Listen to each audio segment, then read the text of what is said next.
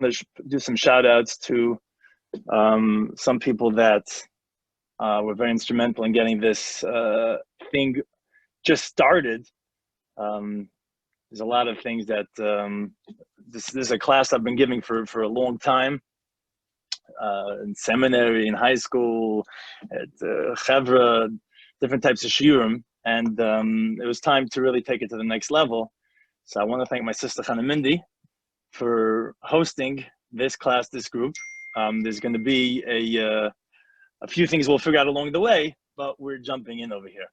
So Mindy, whenever you're ready to facilitate, jump in, let us know. But I'm just going to jump in over here to get to some of the ideas over here. So like the flyer was talking about, we were, this is an advanced class. And I really commend whoever's joining over here, because it's not as attractive or entertaining as how to deal with a difficult spouse, a difficult child, a difficult boss, you know, things like that. This is really about us. This is like the famous Mishnah that says in Avis, if I'm not for myself, then who's for me? Rabbi Yoina says on that Mishnah, he says, like, everybody can tell you from today till tomorrow, it's not going to help. It comes down to ourselves, and whoever's joining this, really, really commend you for taking that leap. And it's really a class that's there to unleash your authentic self. You know, they're very into life hacks, all these different types of business hacks or whatever, different types of hacks. This is really life hacks for eternity. This class, and with Hashem's help, really be that type of idea. I really have a lot to say, and like my students in high school, I don't know if any of them are on this, but they're like, what, like, you know, when you get those insights and it's just flying off your head. We'll see how it evolves, but really, I'm going to try to get to the ideas. It's in this class, it's going to be the ideas, the paradigm shift that's going to be of the utmost importance. You know, there's many different classes, and Baruch Hashem Torah Anytime, which hosts my shiurim, and some other classes. They really have a lot of different ideas, and they're so. I have a lot of my friends, you know, my old classmates. They're just really on fire, and they really fire people up, and it's really necessary. It's a huge part of getting people into the ideas, into the growth mindset. This class is not going to be just that. Hopefully it'll be a little bit of entertainment, but really it's the know-how. It's to have the grit, the perseverance. That a lot of times people get inspired, get on fire, and it sounds like amazing, and you're like, wow, but now what do I do? How do I take it to the next level? That's what this class is going to be. How to have the comprehension, how to have that, to be able to have the consistency, to be able to live the life. Because life is not all about the highs, it's about living through everything that life offers you. That's the objective of this class. You know, I like to think of it a lot like dating. On dates, I deal a lot of times with people who are dating, and, you know, everyone puts their best foot forward on the dates. The only thing is then they get married, and then it's like, I'm in the jungle here. Like, what do I do now? So here we're going to go straight, undiluted, practical truth. You know, they say for millennials, which I'm sure many that are on this are millennials, knowledge is the new currency. And it's about getting the concepts that people want to know. People that are making money are not people that necessarily have degrees. It's people that have the knowledge, the how-to, that are making it big in this world. That's what we're here to share. We're here to share the actual moichin, the concepts, and a lot of lamaisa, but we're going to build it from the bottom up. You know, it's interesting. My son's Rabbi gave on one of these teleconferences, you know, to touch base with the parents, and he said something from Rav Pincus, which is very interesting. He said that sometimes just a little bit of information can radically change everything. Like, he gave the example of someone has a Ferrari, and he has the car, but he doesn't know that if you press a certain gear, that you can just go at like 120 miles an hour, and he just doesn't realize that. You just get that, like, just that's the pedal, boom, you can fly. Just knowing one thing can sometimes change your whole life. You know, we had in the parak the other week, this is the sign of wisdom.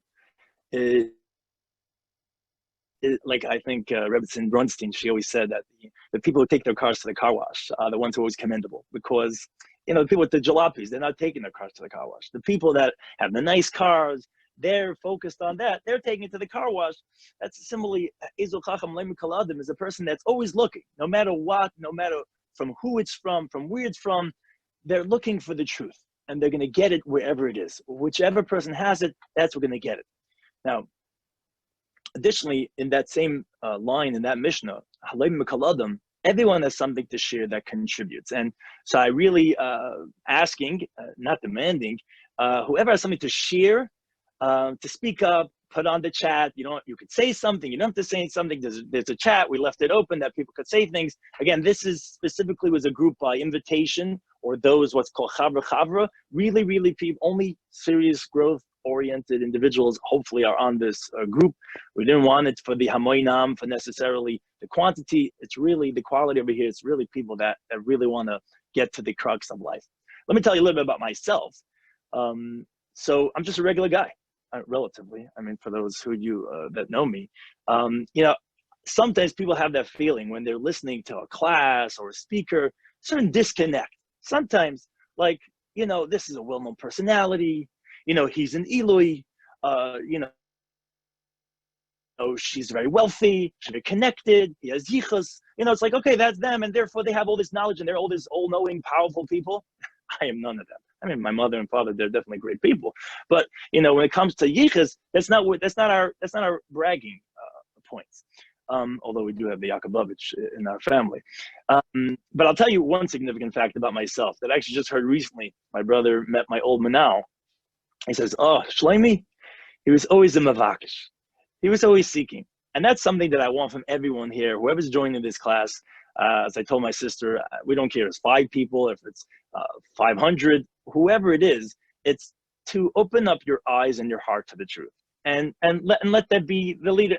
And I don't know all the answers. I don't claim to know. I really want this to be like a mastermind group, a group effort.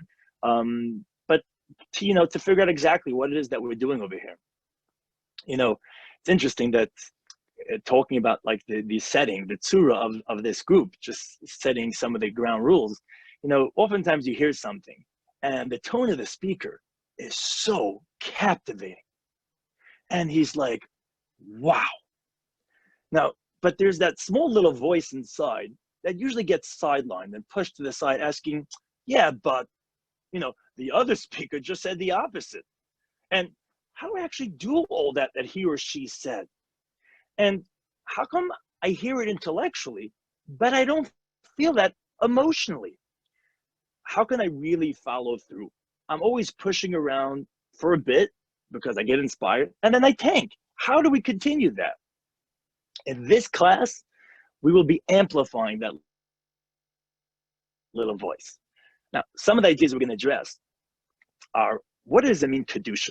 Kedusha is probably one of the biggest things we hear about, especially in today's times with what's out there in the secular world. What does it really mean? One of the main objectives that I have in the chaburas that I give and different concepts that I try to disseminate is to take things out of machshava and make it real, and not just things of like that just sound nice, that are sound bites, but actually have practical relevance to our life. And not only what is Kedusha, but how does one attain it? Who am I really? What is happening with me and why? Now, sometimes I feel like I can't even tolerate myself. Now, people say, is this really what life is all about? People might not say this consciously, they might say it subconsciously, but what's it really all about? And if so, what for? What am I doing this for? Again, along a continuum, but many people are saying this question, whether they're aware of it or not. And finally, like we said before, that even when I understand things, and there's so much knowledge out there, I don't necessarily feel them, and therefore I don't necessarily live them. Now, what's fascinating about all these questions that we just mentioned, that they're all going to be addressed by this one concept of self. Now, before we begin, there's one thing personally that frustrates me, that for many people, the Torah is on one side, which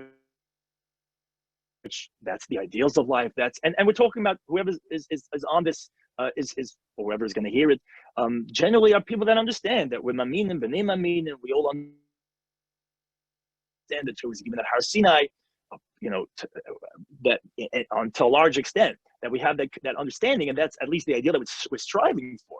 Now, the problem is that on the same time, the experiential elements of life, the relationships, the social parts, the emotional parts of many people, for them, it's on the other side. And what ends up being is that psychology, social sciences, they become the gurus that we go to. And that's for good reason. And that's because what happens is that the disseminators of Torah are often not connecting. That's a very big word we're going to have over in this class, with the deeper elements of our life. But it's not because it's not there. It is there, but it's not connecting. So I want to just say there's a famous Rambam that says that the Torah is the queen. She's everything.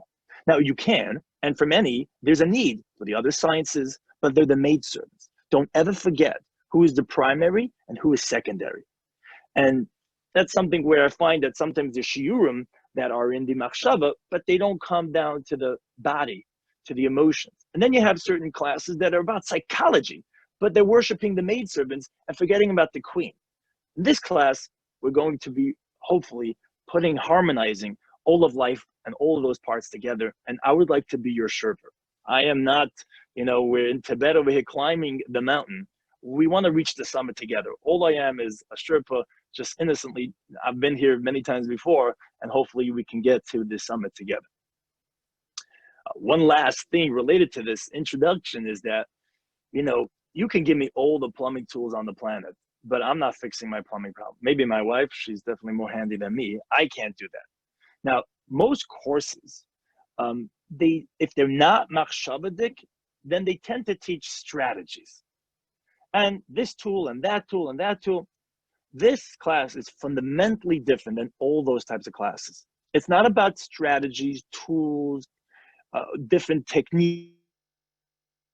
It's about you becoming the person who can then use all the strategies you learn about as needed in the right setting. And I've given many classes, parenting classes, that all illustrate the same idea that there's a different time and place for everything. And you can't really teach someone everything, what's called Rachel B'Tzchakatana.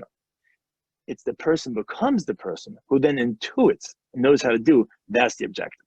So again, before we begin, just some housekeeping. I love questions. What I tell guys who come to my shir is that during the class, please ask questions, but only clarifications or answering my questions if I put like a question out there. The last part will be for generally related questions and comments. So if there's any questions, I don't know if we're muted or not. I mean, we just jumped in over here. We started a few minutes late. I realized a lot of different things as we're starting. So Chanimindi, feel free to jump in. I'm not reading the chat right now, so if you're seeing for now, I muted everyone, and I said that we'll leave questions for the last 10 minutes of the meeting. Okay. Okay. But if anyone needs to ask a question in the middle, there's a raising hand feature, right? That they can raise their hand. Yeah. So you're going to follow that. Yeah. Okay. So if anyone has any questions, please, the main objective is the questions. I love questions. I mean, there's a reason why, the Manashtana is the thing of the Seder. It's all B'derech Sheila Tshuva. All our sages, were all into questions. So that's definitely critical.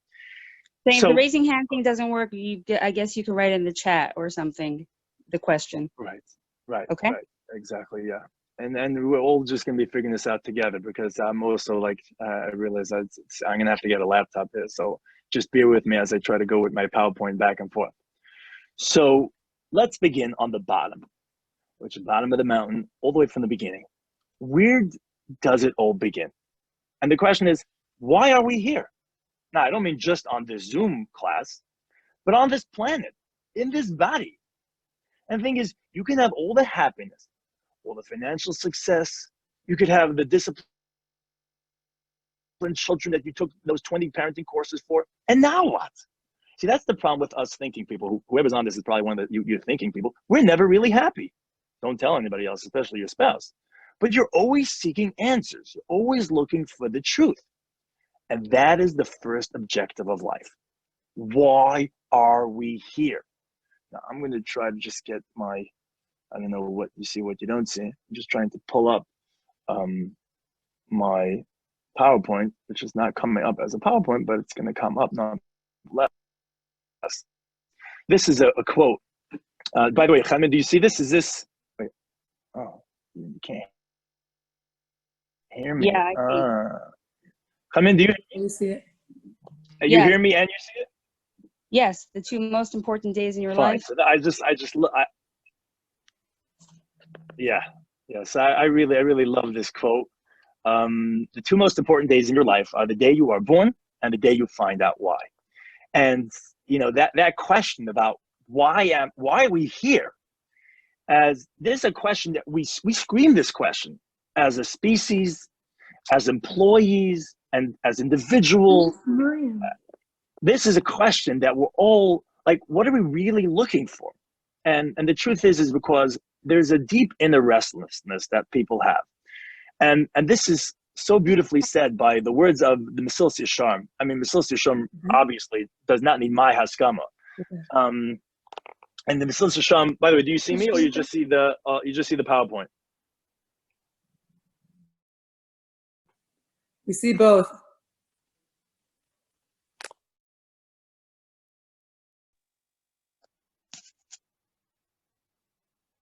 Shlomie? What happened? You hear me now? Yes. Yeah, I'm not sure. I got muted down. I don't know how that happened. So Mesilas Yesharim says his classic words where he opens up the Sefer Mesilas Yesharim. It says, "Yesod HaChasidus," the foundation of piety, the Shorish HaAvoda, Hatimimahu, and the root of the complete service is she's var v'yisamas etz la'adam. It should be verified. It should be clarified by the person. What is he doing over here? That is the foundation of everything. You can't start anything, any chesed, any tefillah, any avoid. You can't do anything, says Ramchal, until you first figure out, what are you doing over here? For what should you place your focus, your interest? He puts an effort all his life. We're all working hard. We put in so much effort in our jobs, in our homes, in our children. For what? What is the objective? Ramchal says that is the first question you have to be asking. Now, what's fascinating is that Ramchal continues, and really we could really go on with the words Ramchal because it always begs to be discussed and spoken about, but we're not going to talk about it right now. Ramchal continues to answer the macro, the big picture, the destiny of humanity, which is lehisanag al Hashem. He says, so what are we here for? He gives the answer. He says, it's to get pleasure. And you can give class. Of Noah Weinberg is famous to have dwelled upon this concept of the Ramchal, which is that it's not what you think. Judaism is not about restraints and saying what you could and cannot do. It's all about increasing your ability to have pleasure. The greatest pleasure is obviously connecting to the creator of the world, which maybe at one point we'll get to that when we get to the God project, but now I'm in the middle of doing the self project. Now, there's a famous quote, however, that's called Sheilas Chacham Chatzi Tshuva. The question of the sage, in it already lies half of the answer.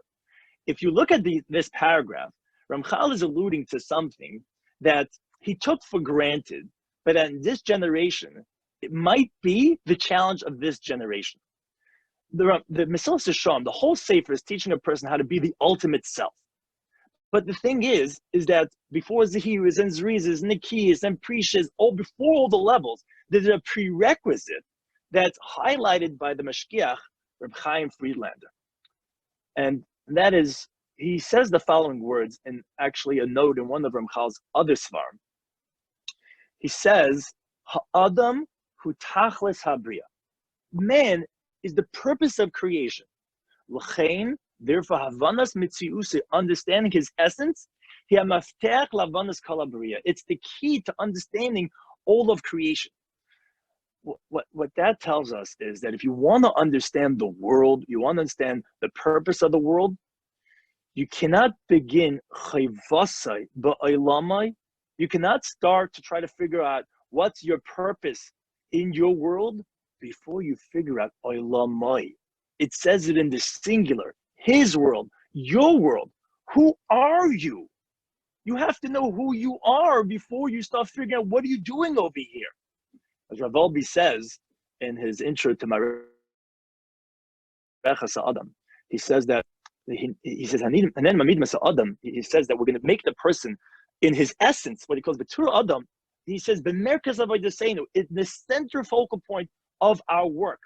As he quotes from Eliyahu Navi, he says that people usually say that the Torah is the first thing. Eliyahu Navi says, no, the Yisrael, the Jew, the person, he comes first, which is that it sounds like the focus of all our work is the self, is the person himself. That's what comes first. Now, the thing is that the problem with that is that, let me just go off over here. So I get to see what's going on. It's good to see. So if it's true that the self is primary, the thing is that life really is the exact opposite of self. It's all about networks. It's all about connections. The only thing in the Torah that it says loy toiv, that it's not good, is hayosa adam levadoi, is a person being by himself. And the only other time, I don't know if anyone else knows this, the only other time it says loy toiv is when Yisro told Moshe that he was doing it all by himself. So if anything, being by yourself is loy toiv. Moreover, everything in life that has vitality is connections. We have neurobiologically, the synapses in the brain that create neural pathways are all connections. And that's how people go to psychiatrists. The medication, the SSRIs, what it's doing is it's about the connection regarding different parts of the brain. Socially, the famous words of the Gemara, give me my friend or give me death. Spiritually, the Mukabbalim, what do they do all day? They're doing yichudim. What's yichudim? Yichud kuchrichu shchinte. They're connecting different elements of the world together. Relationally, the greatest thing in the world is zivug, is the connection between husband and wife. That is the biggest thing in the world because it's connections. Even HaKadosh Baruch Hu, the Gemara says, from Sheshim Bereshis, the thing that he's doing is that he's mezavik zivugim, which the Rizal says is deeper than what most people think. It's not just that he's making shidduchim, it's that he makes connections. He makes that this person should meet that person and you should be in that place at that time. But it's all about connections. Financially, those you know in the business world, it's all about connections, buying, selling, who do you know? Now, on the flip side, solitary confinement is the most severe punishment because the person's alone. Unattended babies fail to thrive because they don't get that mirror neurons, that feedback. An extreme example of this is, and a person can understand this in a personal way, is the narcissistic core shame and pervasive levels of pathological loneliness about which that person is often either in denial or oblivious or disassociated from. But that's the most painful experience a person could experience. So it seems like that the self is just a piece in the puzzle, not the primary endeavor. So how could we say that the person themselves is the primary endeavor when isn't the whole world about connections? So actually, the resolution to this question is so incredible that every relationship is modeled after this ideal one, as we're going to show right now. This relates to, let's go back on to Dropbox. I probably could just leave it on. Oh, share. To the question about who's the most important person you will ever know. And that some people say it's parents, some say teachers, some say spouses, some might say your lawyer. No, not so. It's not really that. This relates to my father's unofficial last will and testament to me. In his last few years, he would always say, just continue being Shlomie. And see, my father, all his life, he was very acute to understanding people. He was able to intuit people, and therefore he was able to know what they needed, and he was able to feel them, and he was very sensitive to them, and very validating to them. Now, at the end of his life, he came to the understanding of himself, which helped me answer the question that we just said before. Who is the most important person you will ever know? The most important person you will ever know is a quote I once saw. The most powerful relationship you will ever have is the relationship with yourself. Now, as Yidden, I would say it's not exactly as this quote, but it was just very powerful when I saw this years ago. It, however, is the first relationship. You cannot have a relationship with Hashem, with other people, before you have a relationship with yourself. And that's what the words of the Ramchal is coming to say. His obligation in his world. The dik the Ramchal is coming to say is that you first have to know your world. Then we can connect with the most important person we will ever have a relationship with, which is ourselves. And therefore, we made what's called DIY, do it yourself, which is a pasuk from this last week's parsha, Vasisem Oisam, which is Vasisem Atem, which is to make yourself, the self project, of the self, by the self, and for the self, which actually the word Atem, Baal Turim actually says also the same letters as Emes, which is Torah, which is truth, as we'll illustrate in Mitzvah in the next class, that happens through the Torah. Okay, so I'll just stop for a second because this, I think, is a good time. Just if anyone has any questions, you let me know. If we could unmute. I'm just shifting into the next part. That was just illustrating that from a Torah perspective. The first step is to know, like Ramchal says, you can't really do any endeavor in life, whether it be spiritually, emotionally, relationally. You can't really do anything until you know, what are you doing over here? Who are you? That's the first question we're going to ask ourselves. So let me just jump in. Let me know that you hear me. That yeah, I hear you. You want me to unmute everyone? Yeah. I mean, so far, well, okay. Well, you tell me first of all. What's yeah, we'll try it. We'll see. I unmuted all. It's very noisy. Okay, I'm back to muting it. Hold on. You might be muted also, Shlomie. So, yikes. Yeah, now I'm unmuted. Yeah. Sorry. Okay, so I guess if anybody has a question, they can write in the chat because there's too much noise everywhere. Okay, so I'll move on. But if anyone has any questions, then they could just put it on over there. So so we're starting from the beginning. So if we start from the beginning in a different perspective, historically, meaning chronologically, from the world being created, they first made the first person, Adam Harishon. What was his purpose? What did Hashem want from when Hashem made us? We're all children of Adam Harishon. What did he want from us? What was the purpose? So it's a little hard for me because actually in my class I'm actually very interactive. People are usually shouting answers, so this is like a little bit of a challenge, but I'll just go with that. There really was nothing. Hashem actually asked us to do nothing. He didn't ask us to do anything. Okay, there's midrashim, la'avdil, l'shtama, but there was not one thing he asked us to do. The only thing he asked was just not to run, not to escape, just not to eat from the itzadas. One, loisase, not even anything constructive. If he didn't ask us to do anything, then what are we supposed to do? What's the purpose? What were we here for? And this is a secret that many people don't know. What is God's name? God's name, which is the creation of the world, was done with God's name, is Yud Kei Vav Kei. Now we don't pronounce it, but we pronounce it usually in what's called Havaya, because we don't want to say God's name. Havaya is, if you would pronounce it, the witnesses, there's a different sect that they go with that name. But what does that word mean? Havaya means being. This Haya, Haiva, V'yia, Havaya incorporates past, present, future. It's just being there. It's just existing. The objective of creating us was just to be. And actually all we ever have is the Haiva, is the present. Actually, it's a beautiful concept from Rabbi Yaakov Meir Shechter. He says the challenge the Satan tries to do to us is like we say in myriad, so there's many different interpretations, but the way he says it is remove the Satan from in front of us and from behind us. What does that mean to say? The Satan wants one thing, just don't be in the present moment.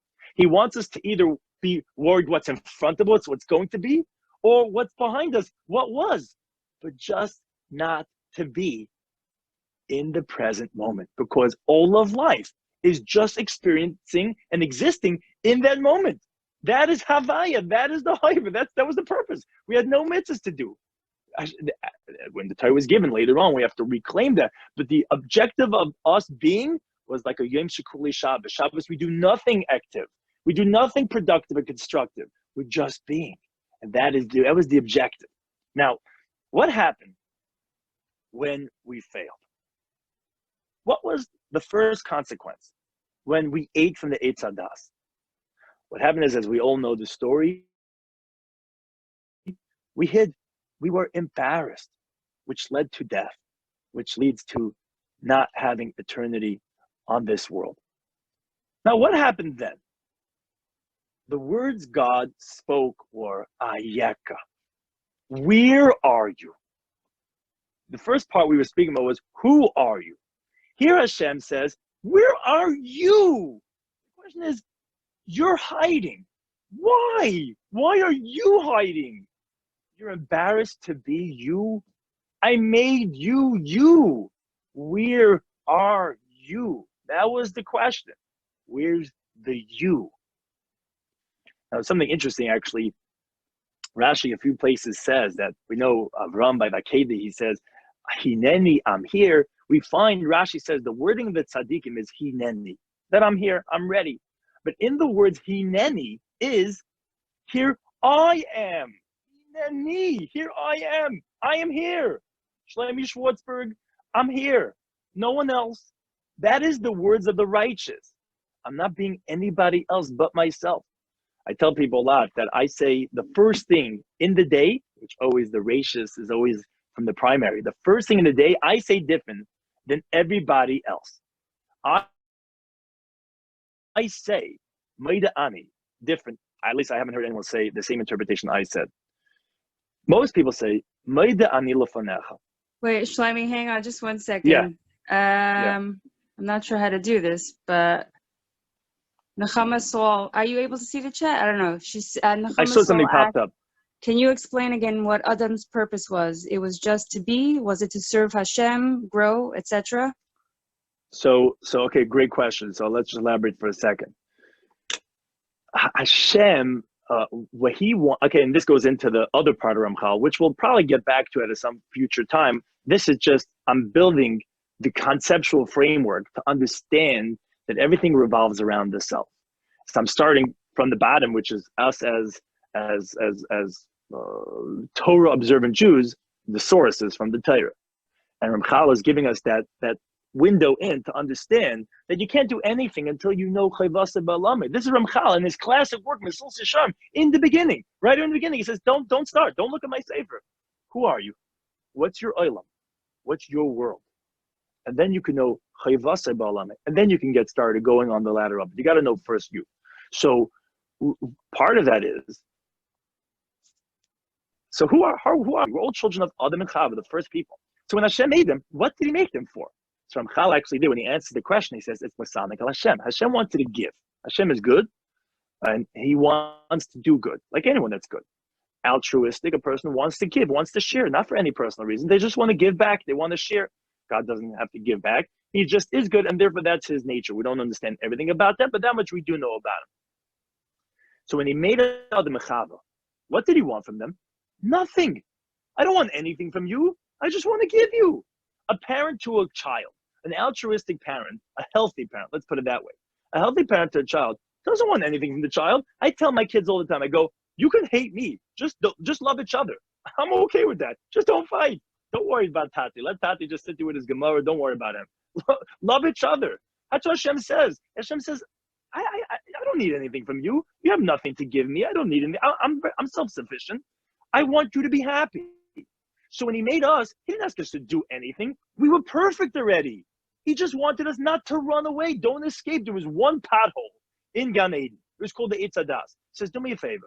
He made a yellow line around the pothole. It's actually one of my big themes. I tell people that everyone has their own potholes. So I told Adam and Chava, this is your pothole. Do me a favor. I made a yellow line over here. Don't fall in. You know, it's in yellow shutters where we go for the summer. There's the potholes or whatever those by the sewer. They're never going to fix that. I don't know. But they made a yellow line. So at least you know what's up with it. So that's what the Eitz Hadas was. So that's what it was. They just had to be. What is Shabbos? What's Yom Shekuli Shabbos? What's Olam Haba? It's nothing. And we're gonna elaborate this in future classes, but at least here you get the concept, is that just be, just experience, just exist. And that is the greatest pleasure, because that's what it is. God is existence. Life, we all want to live, is existence. That's all we really want. So now you know it conceptually. It might not be yet in the feeling thing. As we go along, you'll understand the deeper parts, how that actually is. But that's what it is. It's just to be. So I don't know if that answered the question, but that is the answer to the question. Chaim, you just check in and to make sure that you understood it, because that's what you're hosting. 1 second. She continued to ask, 1 second, can I just unmute her? Hold on a second. He made us so that we aren't satisfied with just receiving. Yeah, you could unmute. You could unmute individuals, I think. Hold on 1 second. Let me you go to them on the participants, and you just unmute them, I think. hang on 1 second then. Hold on. Okay. Unmute. Okay. Nechama, you're unmuted, I think. Yeah, thank you. Yeah, I'm just not understanding this concept, because I don't think that anyone is ever okay with just being. People need a sense of purpose. So did that feeling of needing a sense of purpose only come after Adam ate from the Eitz Hadas? Or, I mean, I just don't understand. Like, nobody's So, yeah, there's a great question. Yeah, exactly. Most people understand that you have to get somewhere. Now, the only people who don't feel like that, and we'll get to that at a later class, are children. Children don't need to get anywhere to do anything to feel good about themselves. They're still pure. They're still not broken. Now, there are levels and layers, and we're going to get to that. But the ultimate pleasure is like the Jewish woman on Friday night, when she, after a long week, when she plops on the couch. What is she doing then? She's not doing anything. Now, sometimes we have to get there, but it's like they give this mashal about there was a mountain climber who climbed for months and months to get to the peak of a mountain. And when they get there, they see a little child. I'm like, the child's not even old enough for the amount of months that I climbed. And because the child was born there. The child was already born there, and therefore they didn't have to climb it. Yes, we have to now attain a state of being. That's the 6 days of the week in conscious to Shabbos.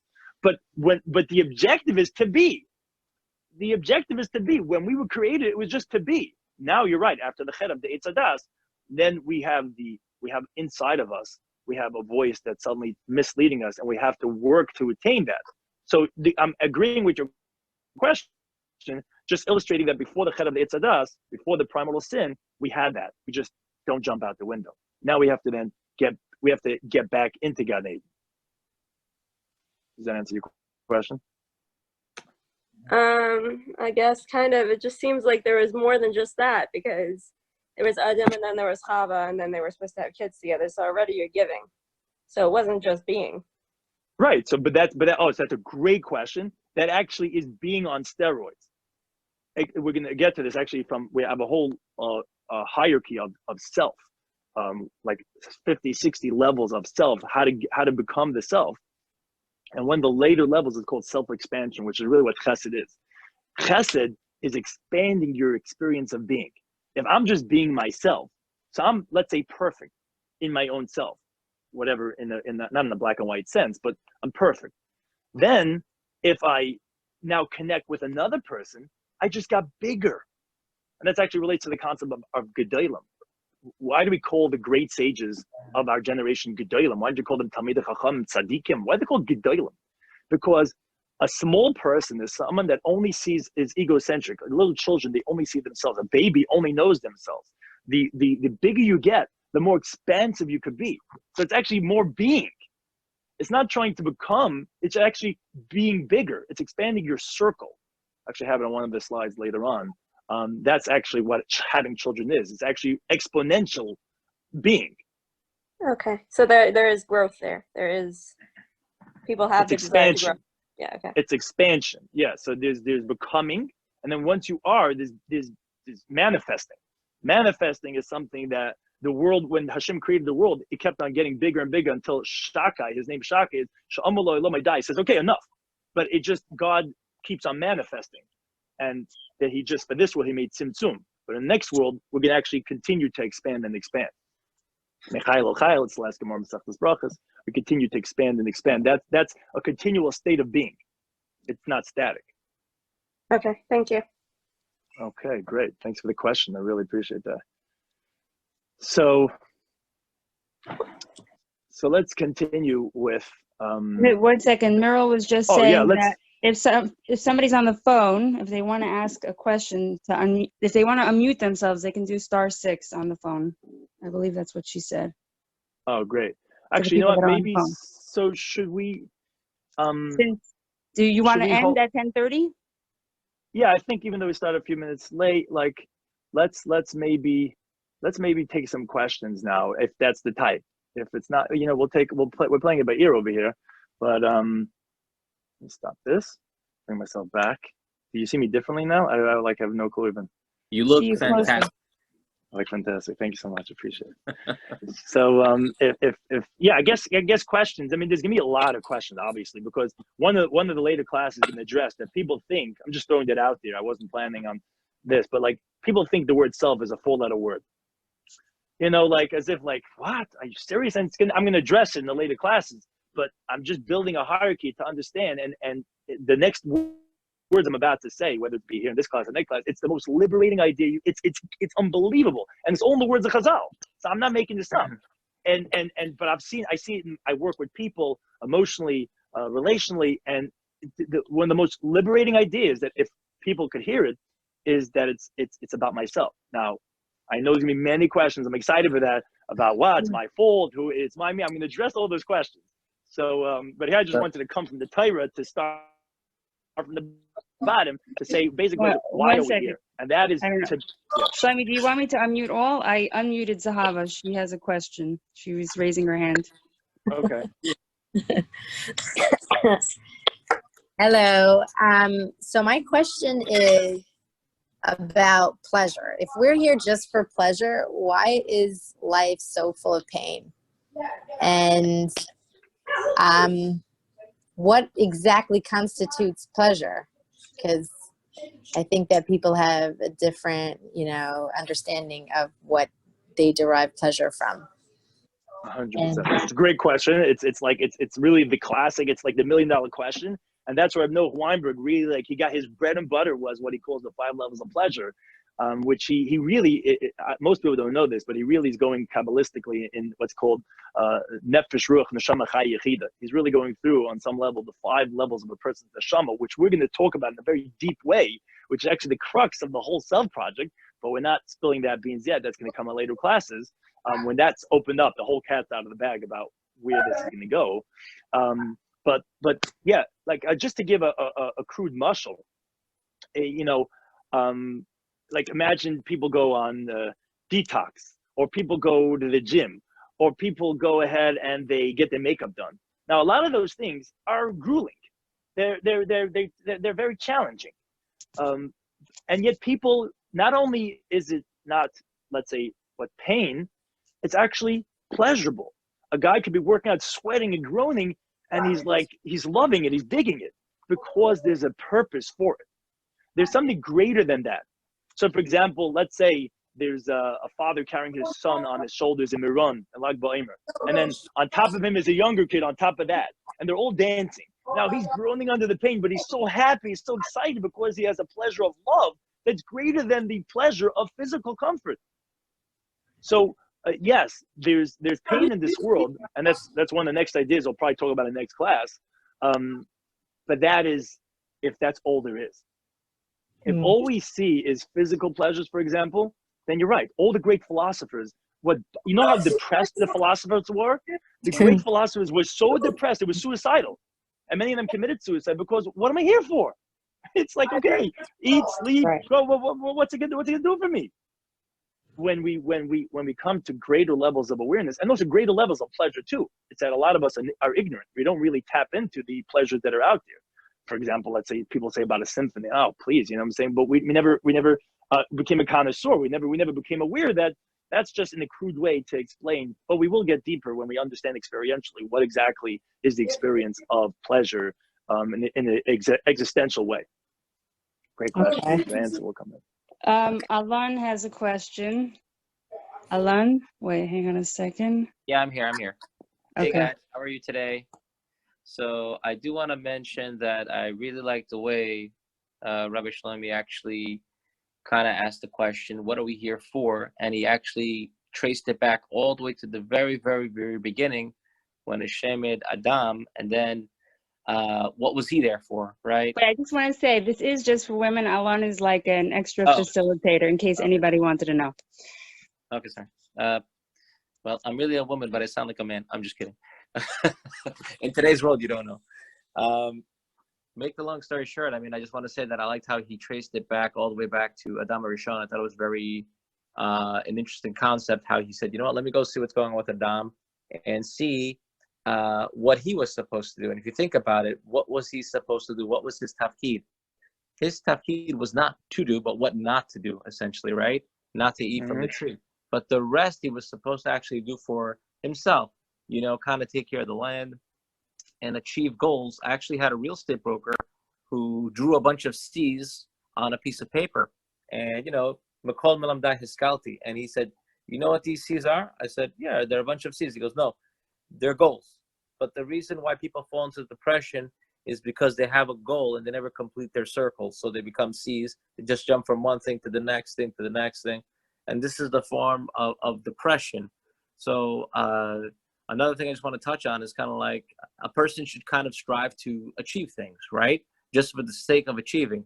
And like Shlomie said, little kids, what do? They make up games that, you know, and they try to achieve those goals within those games, even though it doesn't seem so significant, but that's what they're essentially doing.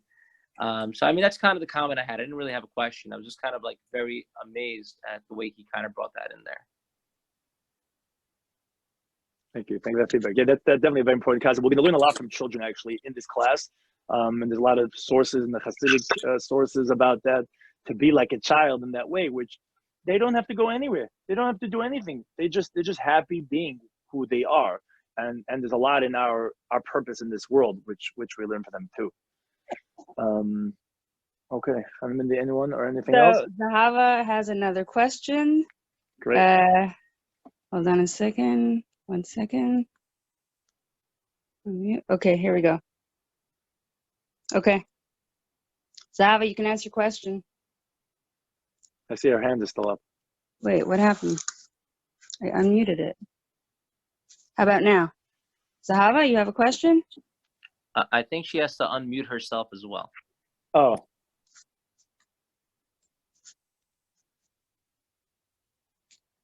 Until she gets unmuted, Khanmindi, what's your takeaway, Khanmindi? Or piercing questions for the next time? Oh, let's just put it out there.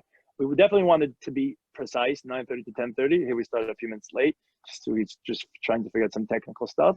We'll end at 10:30, so it won't be more than an hour. If anyone has any questions, there's an email address, right, Khanmindi? The email address is theselfprojectclass@gmail.com. Yeah. For any feedback, any questions. Hannah, can you put that in the chat? Can you put that in the yeah, chat so everyone can see it and just copy it? Hang on a second. And another recommendation would be just to create a link instead of making an email. How about we just make a Google form and they can actually do it in that way? This way it's more organized. I'll show you how to do that. Okay. Hold on. 1 second. Do you want me to unmute everyone? Yeah, sure. I guess if that's gonna make it for the last few minutes, I guess, in case someone has something they want to share. Everyone's unmuted, and I believe, like Meryl said, *6 on the phones if you have a question to unmute. Unmute all. Okay. I see Razy Bandlowitz posted a question. Do you mind finishing the explanation you had of Modani? Oh, Modani. I didn't even say that. Wow. I lost that. Right. Oh. Okay, so that everyone can hear, I'm gonna mute. And also, people want to see the video at the end. I missed it. Okay, so that's on the other iPad. Okay. Wait, Shlomie, hang on just 1 second. Shlomie, 1 second. Hold on. Hold on. I don't know if I muted all. Maybe you might have to unmute yourself. Yeah, I just unmuted myself. Yeah. Okay, fine.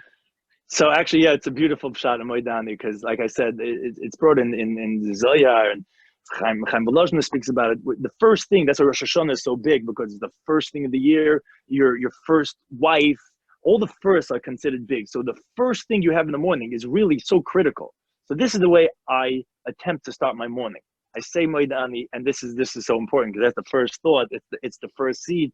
Moedani lefanecha. Most people say, as I give thanks in front of you, Melech HaVekayim Shechazarti B'Nishmasi, that you gave me back my soul. I say a little bit different. I say, Moide, thanks. Ani lefanecha.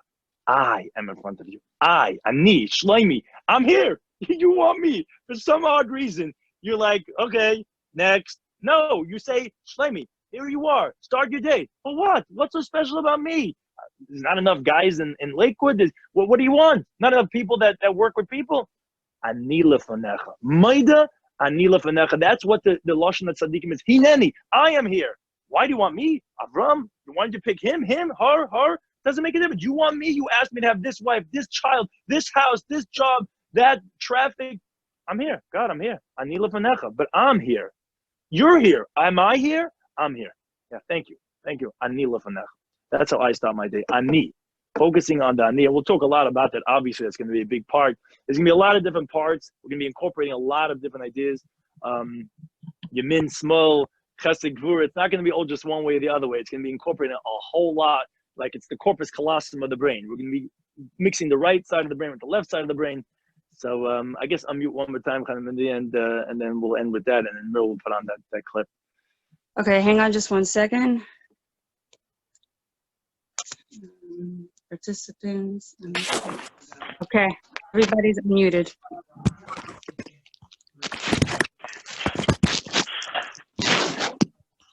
Hi, Shlomie. I actually have a question. Workin, Rosenberg. How are you? Thanks for this class. It's been really, really insightful, really interesting. I'm piggybacking on Zahab's question. As a follow-up, how do you get to that level where you see, obviously it's a bit easier to see, let's say, during Simchas Torah, as an amazing and exciting high, like the endorphins are released, it's an amazing time. But what about something that's not as spiritually amazing? Like, let's say people lost tons of loved ones now during Corona, things like that, things that are really, really feel burdensome and are not as easy to see as a spiritual high. How do you get to that level, seeing it as, it's all them and everything, but how, yeah, 100%. That's yeah. So I actually I teach in a girls' high school, so I was giving a teleconference chizik for the Corona, and I kept on asking the same type of question, and essentially my answer was, but they know me already because I've given classes like this, which is we're going to talk about in the next class, Mir Hashem. A relationship with Hashem, relationship with others is all going to start from when we're internally connected. Emotion regulation only happens when we are connected with ourselves. So, one thing, there's a lot of background noise. Rifki, are you able to hear? Mute. Yeah, so maybe just mute and then we'll go back and forth. Okay, so that's what we're going to do. Okay, 1 second. Mute all. Okay, 1 second. Rifki, unmute. Okay, Rifki, I unmuted you. Shlomie, unmute yourself. Are you able to both talk and hear each other? Yeah. So yes, all good. So the truth is, most of life is in that silence, in that lull of being, and it's not about, like you're saying, the adrenaline. Those are like boosters. I used to play this old arcade game in the, what was that? I'm forgetting, the bowling lanes, New Maple Lanes. It was like you have the boost, turbo, but most of it was just driving, and most of life is just experiencing of yourself, and even that's what I'm saying. The highs, the lows. It's not going to be. It's like going to be like those buoys that you have in the water, and no matter what, if it goes up, it goes up. If it goes down, it goes down. It's going to stay in the water where it is, and it's not going to be affected by that. the truth is, your question is really going to be what this course is the objective, and it really happens when we connect with ourselves. How to deal with difficult relationships, how to deal with difficulties, let's say regarding what, so to speak, Hashem is doing. All that is going to come back to, because we really experience all of that out there inside of ourselves. That's why we'll talk about in a later class, we'll call the Olam Katan. Everything out there is inside of us. We all have that experience. And whatever we're hearing or seeing, it's really a reflection of what's inside ourselves. When we are harmonizing that, then out there is going to reflect that harmony too. So it's a great question. We're going to address it. It's hard to really say a technique, how to do it, because the technique is really about, I mean, we could give techniques, but the objective of this class is to show how to do that from inside out, not just from outside in. Because for that, we could give different techniques, how to deal with that. Sure, thank you. Thanks for the question. Okay, 1 second. Okay. I'm gonna unmute in case anyone else has any more questions. Hold on. I think we'll leave it. Okay, everyone's unmuted. Anyone else has any questions? Okay, Meryl, you can put on the clip if you want to put on the. We'll end that, and next class, just a sneak peek. Next class will be very critical in describing and showing how all of relationships come down to the relationship with the relationship with Hashem, relationship with others. Mit Hashem, it's gonna really talk about that. So that's gonna really be Mit Hashem, a real winner there.